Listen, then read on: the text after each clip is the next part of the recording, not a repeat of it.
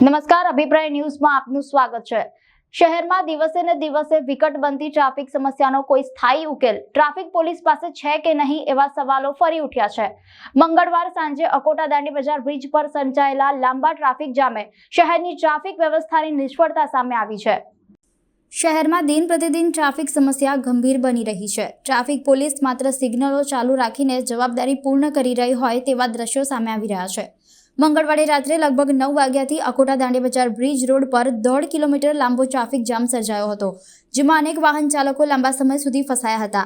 એક તરફ કલાદર્શન મેદાનમાં તિબેટિયન માર્કેટ અને બીજી તરફ નવલખી મેદાનમાં ધાર્મિક આડેધડ પાર્કિંગ તથા સ્થિતિ વધુ બગડી છે। ગંભીર બાબત એ રહી કે આ ટ્રાફિક જામમાં એક એમ્બ્યુલન્સ પણ અટવાઈ ગઈ હતી।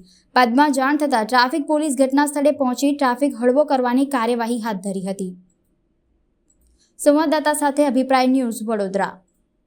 આવા જ વધુ સમાચારો જોવા માટે સબસ્ક્રાઇબ કરો અમારી યુટ્યુબ ચેનલને અને જોડાયેલા રહો ફેસબુક, ઇન્સ્ટાગ્રામ અને ટ્વિટર પર।